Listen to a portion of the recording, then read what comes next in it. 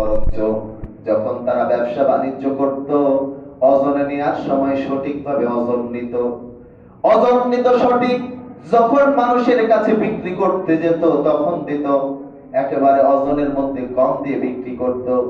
আল্লাহর নবী শুআয়ব আলাইহিস সালাম বললেন, হে আমার জাতির মানুষেরা শোনো, তোমরা তো নেওয়ার সময় ঠিক নাও, দেওয়ার সময় কেন কম দাও? এটা কিন্তু করো না, এটা বড় পাপ, এটা অপরাধ, এটা করা যায় না। হযরত শুআয়ব আলাইহিস সালামের জাতি হযরত শুআয়ব আলাইহিস সালামকে বলেছিল, শুআয়ব তুমি বেশি কথা বলো না, তুমি কোন জানি আল্লাহর কথা বলো, ওগুলা আমাদের যায় আসে না, আমরা আমাদের মতো চলবো, আমরা যেমনে মন চাই সেভাবে মেপে দিব, এটা তোমার কিন্তু এখানে বলার অধিকার নাই। আল্লাহর নবী বাধা করলেন, শুনলো না।